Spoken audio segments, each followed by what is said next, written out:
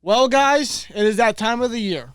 It is April, and it is officially draft month. With most of the waves for free agency pretty much slowing down, I'd say, with most of free agency behind us, it is officially draft month, which means it is now time for the SteelTwins to release their first post-free agency mock draft. And let's just get right into it. With the Steelers' first-round pick, the number 24th overall selection, the Steelers select running back Najee Harris out of Alabama. We got to go running back. We need a running back. I agree. We got to go running back. Now, some of you guys may be disagreeing with the fact that we're going running back round one. The way I see it, it's either going to be running back, inside linebacker, maybe corner. That might be a dark horse just because they have met with some top corners. That depends if they decide to stay or trade back. But for this mock, we're going to decide to stay and decide to take a running back first round, because when it comes to the Steelers, they've said several times, time and time again, that they want to fix the running game. They're tired of seeing the running game dead last in the league, and I'm sure all Steelers fans are.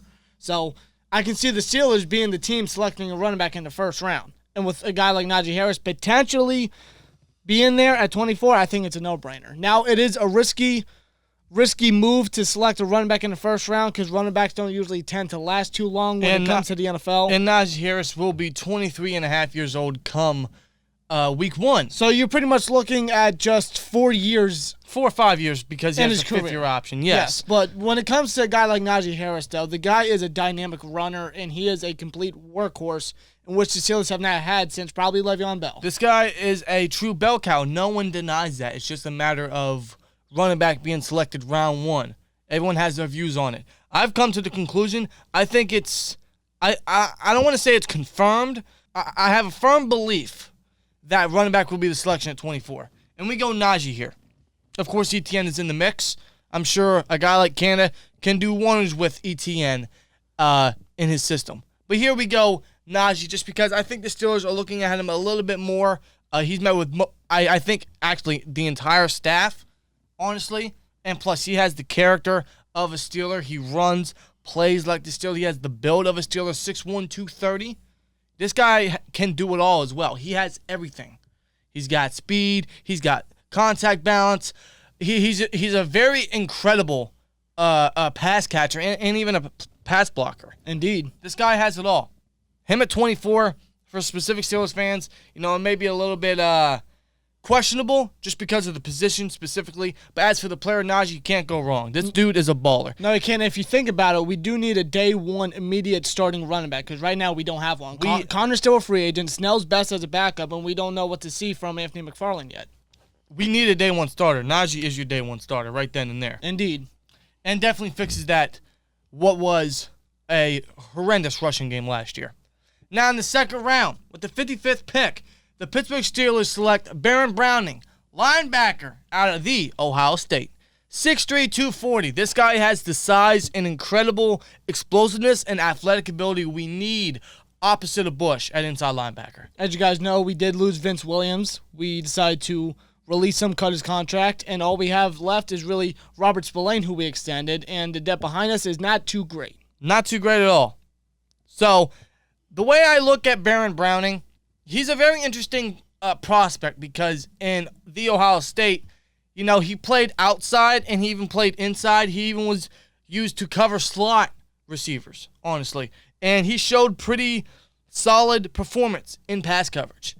And on the outside, when he played outside linebacker, he even showed great speed and power and explosiveness to get to the quarterback. He's not a fancy edge rusher or a pass rusher altogether. He more so uses his speed and power to get to the quarterback, it's not always a bad thing, but he seems like one of those guys where you got to blitz him very specifically, or Browning himself's going to have to make a very smart read to make that blitz. Yeah.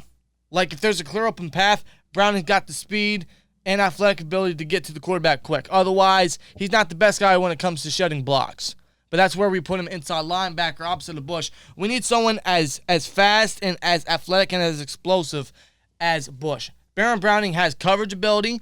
He is a great downhill runner and a gap shooter who can help in the running game a lot. He has sideline-to-sideline speed. I think he ran, what was it, a 4.5, I want to say 6? Correct me if I'm wrong, at his pro day. He had a 40-inch vertical jump. This guy is athletic.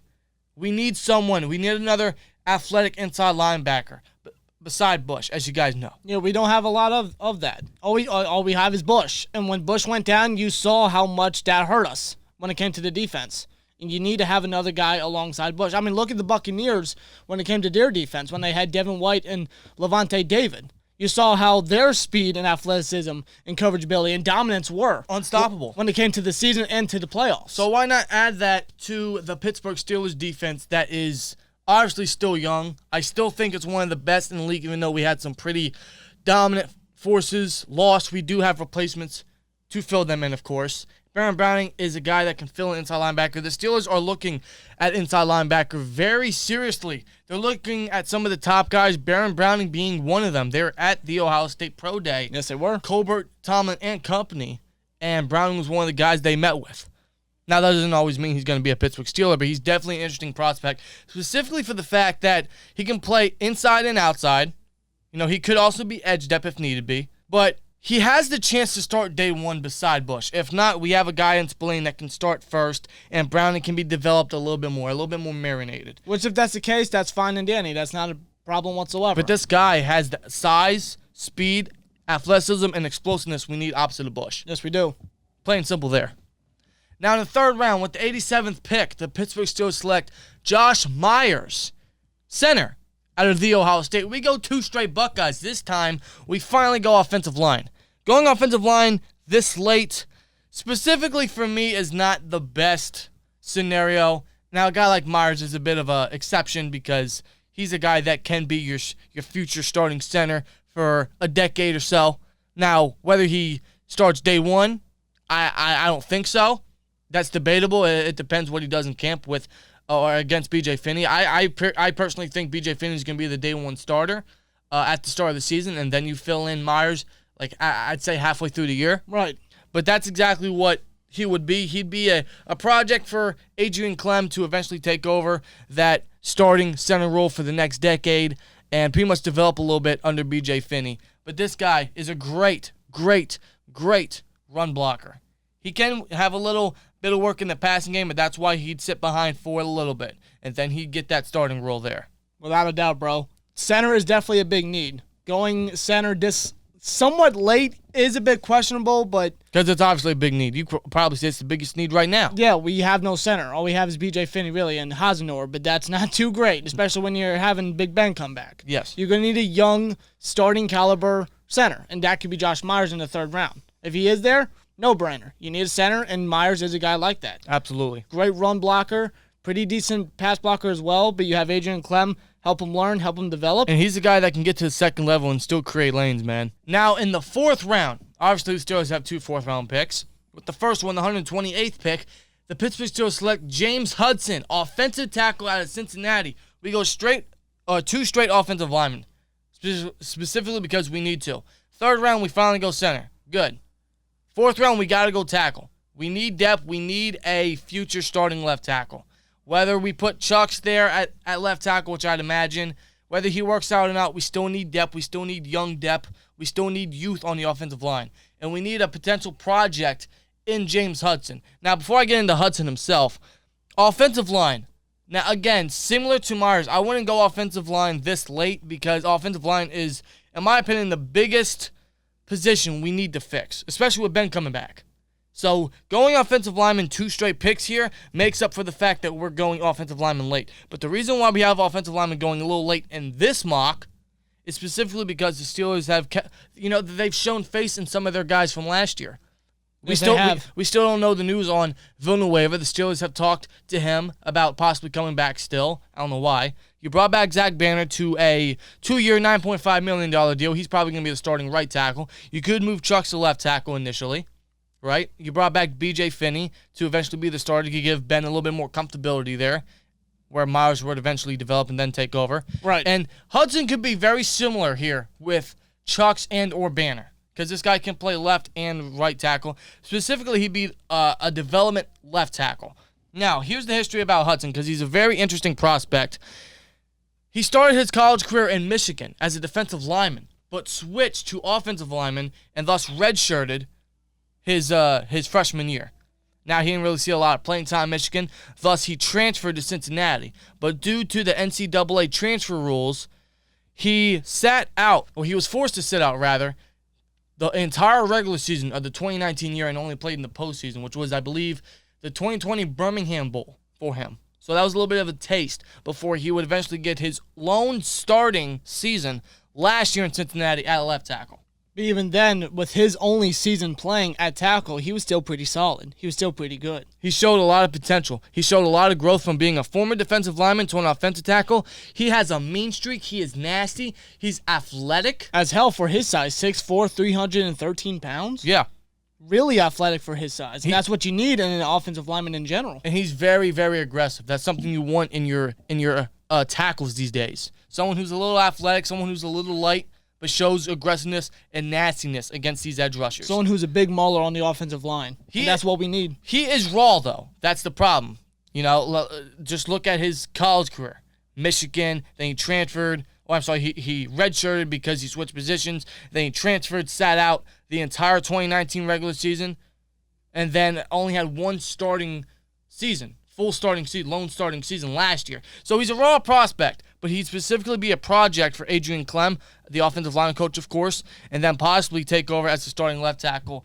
And I'd say maybe his second year. Yeah. Or depending how Chucks does or Banner, Hudson could see earlier playing time. But he'd specifically be a project because last year he showed a lot of great potential and growth. So imagine that once he hits the league with a guy like Adrian Clem, teach him up a little bit. Exactly. Now with the second fourth-round selection, the 140th overall pick, the Pittsburgh Steelers select Shakur Brown, cornerback out of Michigan State. Now, I know going cornerback from Michigan State isn't really the best when it comes to the Steelers just because of, one, Justin Lane. Yeah, he hasn't really turned out well, at least not yet. Granted, you know, he switched from wide receiver to corner in college, and he's only had, I'd say 4, maybe 5 years max as a corner. He's still learning. He's still learning the position itself. And you could say the cornerback position or defensive backs in general is probably the hardest position to learn.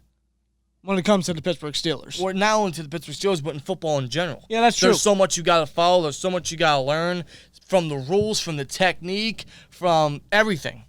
Yeah. You know what I mean? So we finally go cornerback here in the 4th round. Shakur Brown. Now, this guy is interesting because he shows versatility, which is something, you know, the Steelers love on the defense. They love their versatility. That's why they resigned Cameron Sutton. Now, of course, Steven Nelson's out the door. And that leaves a big, I wouldn't say a big hole, but a hole on the cornerback position when it comes to slot depth. Right. And slot position in general. That's where Brown would get, you know, his starting gig here. He has the possibility to move outside as a cornerback to next year, possibly, when I'd imagine Hayden goes. Unless he gets an extension. That's another story. Right. Shakur Brown can definitely play outside. He definitely has some outside experience when he played in Michigan State, but I think at first he would have to start in the slot. He has the size for a slot guy. He's about 5'10", 190 pounds. He has the perfect size for a slot guy. And him in his first year as a slot guy, I wouldn't think he'd be the immediate starter day one. I think you would have to develop him early, which lately the Steelers have been better at developing cornerbacks. Yeah, later. So you have him develop there and have him start eventually there. I think that'd be pretty solid. And Shakur Brown is another talented guy, a very versatile piece. And I think last year, in 7 games that they played, he had 5 picks. Yeah.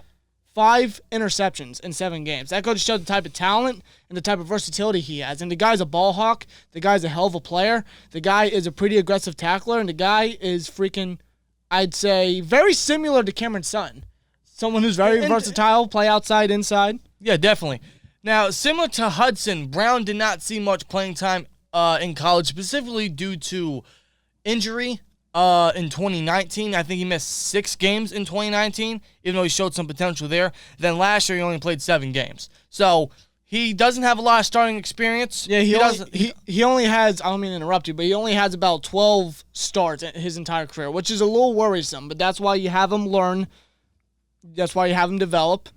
And start in the slot. Yeah. So he'd be, I'd say, maybe not immediately, but eventually the starting slot cornerback. You move Sutton outside, of course, with Hayden opposite as the number 1 corner there.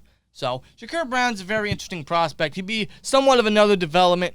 Now, of course, we all know the history there when it comes to the defensive backs, corners for the Steelers, but still, like you said, lately we've been a little more successful. Yeah, we've been finding some gems. Shakur Brown is very underrated. I think he's another talent we can grow and eventually develop. And like you said, he can start in the slot, then possibly move outside later, depending on development. Yeah. Now in the 6th round, with the 216th pick, the Pittsburgh Steelers select Wyatt Hubert, edge out of Kansas State. We finally go edge depth. We finally go outside linebacker. And that's exactly what Wyatt Hubert would be. He'd be outside linebacker depth because we honestly have no one. We resigned Cassius Marsh. Yay. Who else we have behind Watton and Highsmith? Nobody, really. Literally nobody. That's what Hubert's for. Quite frankly, Cassius Marsh is not only depth, but veteran experience at that position. I guess. That's pretty much all I see him. Yeah, he's veteran depth. That's all I see him. That's all I see him. But that's why you get a guy like Wyatt Hubert that can learn, that can be that nice rotational piece that I think would work perfectly because Steelers like to use their guys in rotational ways. And Hubert is a nice, underrated talent as well out of Kansas State. Definitely. He can definitely get to the quarterback, shows a lot of great pressure. He's very aggressive, honestly. And, again, another development depth piece for the defense for sure. Now, in the 7th round, the Pittsburgh Steelers have 2 7th-rounders. With the first one, the 245th pick, the Pittsburgh Steelers select Eric Burrow, safety, out of Wisconsin. We need safety depth. We have no safety depth.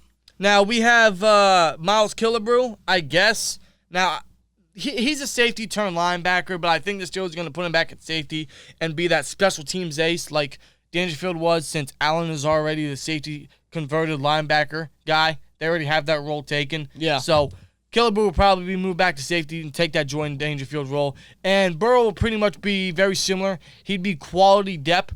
He would be another special teams guy for special teams. So that's pretty much it there.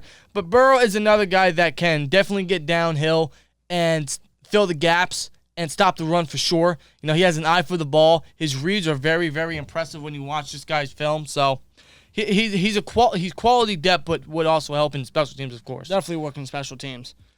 Now, the final pick in the 7th round, and the final pick of this mock, of course, with the 254th pick, the Pittsburgh Steelers select Dylan Sainer, tight end out of Iowa State. We finally go tight end.